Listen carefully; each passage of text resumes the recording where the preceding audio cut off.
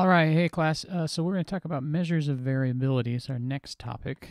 So it says here it's just a fancy way of saying how different are the observations from our measures of central tendencies. Remember, measures of central tendencies are like mean, median, mode. We want to know how things vary from the mean, essentially from the mean, but from the others as well. So sometimes it's called spread or dispersion because they're concerned with how spread out the data is from one another. So here's the first thing we're going to look at. Two data sets. First data set, both of them only have 5 numbers. First one, 48, 49, 50, 51, and 52. Maybe these are some sort of measures, like the count of M&Ms in a bag or the weight of some a washer or something like that. Here's another data set, 30, 40, 50, 60, and 70. So the questions we have here is, all right, tell me what the mean is of these two data sets. So we could go and calculate it. Remember the mean, we just sort of add them all up and divide by 5. It actually turns out you can sort of eyeball it and say, well, because they're equally far apart from one another, the mean is 50 for both of these guys. All right, so 50. And what about the median? Remember the median guy is right in the middle. It's also 50. So if we just relied on these measures of central tendency, we would say these two data sets are exactly the same. Are they the same? Well, no. All right. So let's figure that out. Let's draw out what this looks like on a number line. Remember a number line from way back in elementary school, where we could draw visually what numbers sort of look like across a line. So let's do this. This is 50, here's 60, here's 70. That's about as far as we need to go. There's 80. On this side we got 40, 30, and 20. This is supposed to be 0. Okay. And let's plot these. So I'm going to make data set 1 red.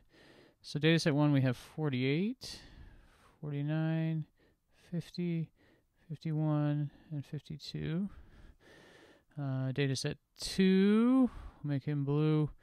We have 30, 40, 50, 60, and 70. All right, so let's take a look at these now. Visually, we can see and say, well, what's going on here? What's the difference between these two data sets?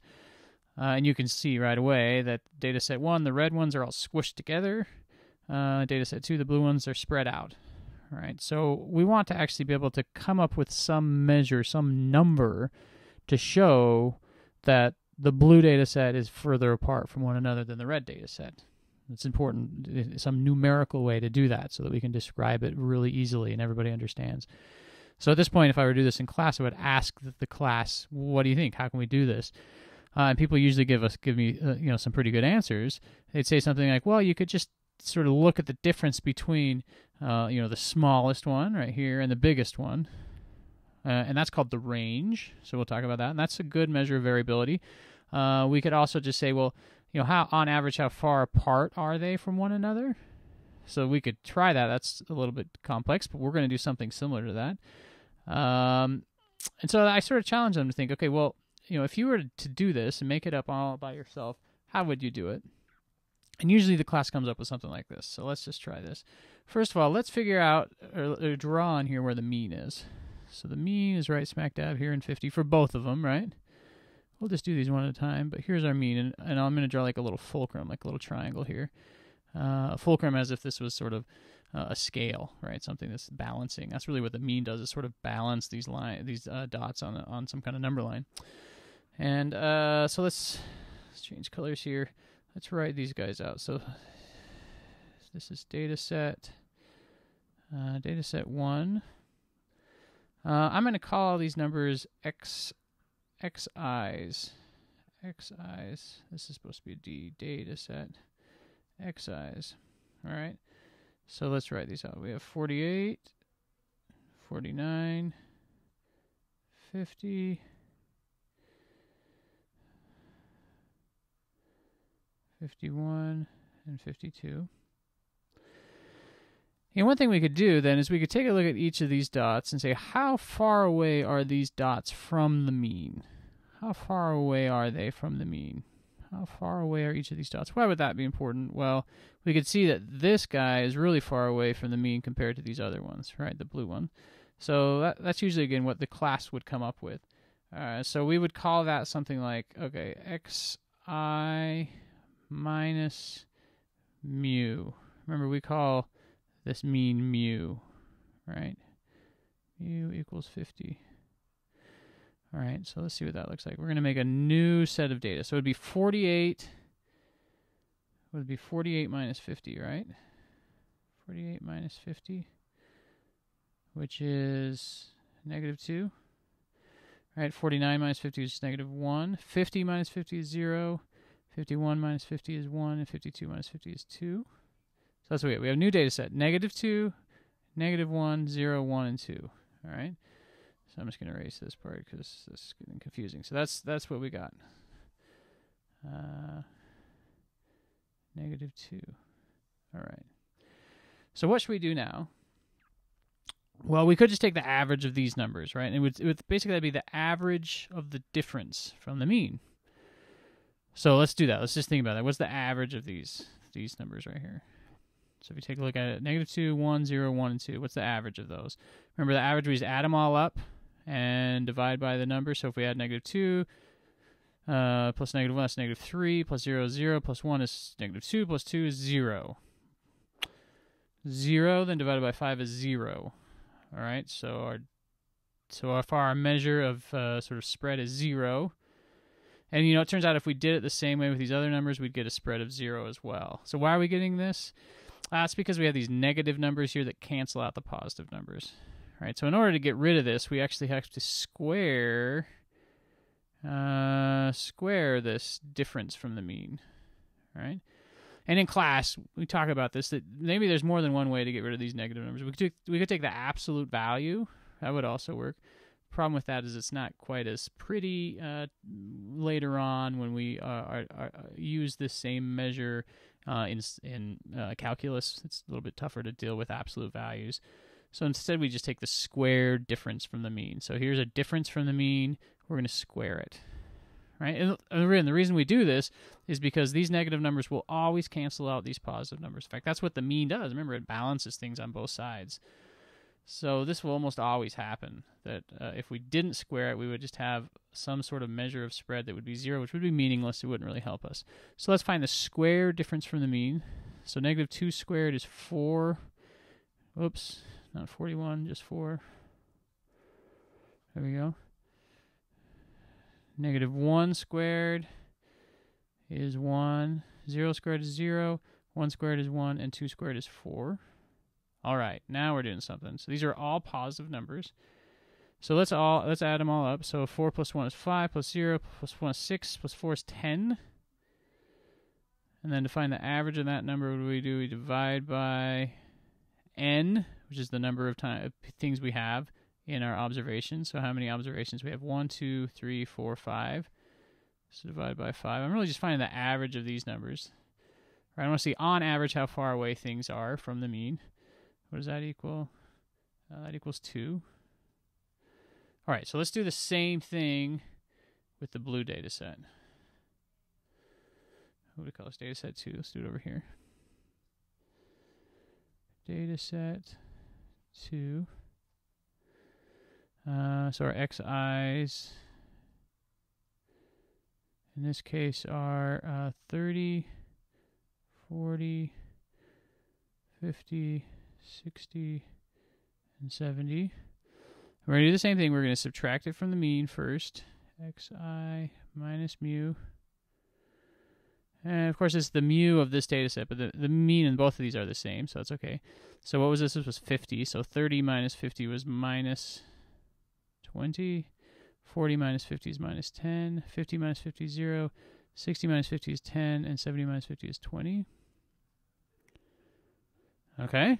And then again, remember, if we took the average of this, we'd get 0. So we have to square those guys. Xi minus mu. All of that squared. So 20 squared is 400. 10 squared is 100. 0 squared is 0. 10 squared is 100. And 20 squared is 400. Add all those guys up. We get 1,000. Yep. divide by, what do we divide by? We divide by the number of observations, the number of things in our data set. 1, 2, 3, 4, 5. 5. So that equals 200. All right, cool. So we have a number here. This data set has some measure of spread that we're going to say is 2. This data set has some measure of spread equals 200. And we can look at it visually and say, yep, this is definitely way squishier, and here this is way bigger. So 200. So 2 what, though? This is my question. 2 what and 200 what? Is there any, these mean anything? 200 what? Well, in fact, what we've found here is the average of the squared difference from the mean, right? We found the difference from the mean, we squared it, and then we took the average of that. So this is 200 squared differences, and this is 2 squared differences. Those don't really help me a lot. So, in fact, what we're going to do is we're going to take the square root of that in order to get it back into the same measure that we had before. So let's just do this. Let's take the square root of 2. Square root of 2 is 1.41. And we'll do the same thing with these guys over here. Square root of 200 is 14.1. All right, so the problem with 200 is not even on our scale. So 200 what? I mean, we're only going from 30 to 70. So why is 200? That doesn't mean anything. It's just humongous. All right, and the reason why is because it's the squared difference from the mean. We had to square it in order to get rid of the negative sign. But if we can always just backtrack by taking the square root, and that's essentially what we're doing here. All right, so now we got 14.1 and 1.41. Now this number is a little bit more meaningful, 1.41. In fact, if you take a look at these, right, take a look at these and say, well, on average, yeah, they're about 1.41 away. Over here, on average, you know, from here to here, they're about 14 away, because this one's 10 away, this one's 20 away. So yeah, on average, they're about 14 away. I mean, not quite. But this is what I want you to think about. Oh, boy. We're exploding. There we go. What I want you to think about what we just found. In fact, what we just found is called the standard deviation. Maybe you've done this before. These guys right here is the standard deviation. This is how I usually write it, standard deviation. And intuitively, how you think about the standard deviation is it's the average distance from the mean of all the other points. So all the other points on average in data set 1 are 1.4 observations away, or 1.4 measures away, and on average data set 2, all the other points are 14.1 away. It's not quite right. It's not actually that, because it's really the squared difference of the mean square rooted, right? The average squared difference of the mean square rooted. But intuitively, we got to think about that. Whenever I say, well, what is the standard deviation? What does that mean? The answer is, oh, well, intuitively what that means is that on average, all the other points are the standard deviation away, right? So that's it. So that's all the standard deviation it is. And we probably will never really do it the way I just did it. The next couple of videos, you're going to learn how to do this in Excel. But let's talk just a little bit more about these. So really, we're going to talk about 4 different, really 3, about different variability, measures of variability or spread. We've actually talked about 2, variance and standard deviation already. So if I scroll back up here, we actually found the variance and the standard deviation already. This first number right here, 2, this is the variance. So before we take the square root, we get the variance. To 200 over here is the variance. So we've already figured out variance. Variance and standard deviation then are just the square and square root of one another. Range we talked about is from the smallest to the biggest, and interquartile range we'll come up to in a second. So here's just another picture of the same kind of thing. The most common measure of variation are variance and standard deviation. Right? An informal but slightly inaccurate definition of the standard deviation is that it is the average deviation of individual values from the mean.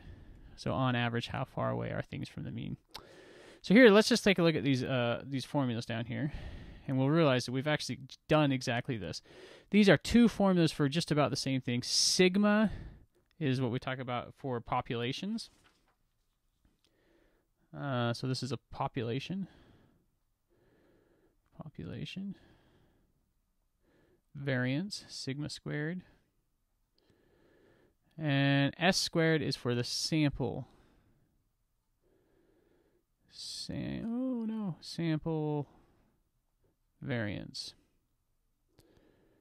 All right, let's just walk through what's going on here. So here's our xi's. Forget about this for right now. But here's our xi's. We're going to subtract our means and take the square of that. What is this guy here? This is summation. It's saying do it from all of them from I to n, which is saying we just plug in this number 1 in for these x's. So really it's just saying is do this, it's sort of like a little computer, right? Just doing it for every single one of these. Take the difference from the mean for all of them and square it, and then add it all up. And then divide it by n, right? Which is exactly what we did. Let's just scroll back up here. And we did that, right? So we took these xi's, we subtracted mu, each of these are xi's, subtracted mu, we squared them, and then we added them up, 10, and then we divided by n, 5 equals 2. That's our variance. So we've already done this. So this isn't hard. That's all it's doing. So it turns out that for the sample variance, the equation is slightly different. We subtract by n minus 1. We might have some time to talk about that in class, but I'm not going to bring it up right now. If we want to find the standard deviation, which is just sigma for a population, it equals what? The square root of all this guy, or we could just the square root of sigma squared. Or I could write all of this under there as well. If it's a sample, we just call it s, and it's the square root of s squared, right? That's it. So that's it.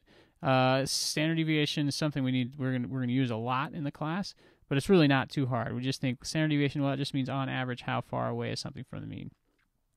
All right, so that's all we're going to talk about in this video.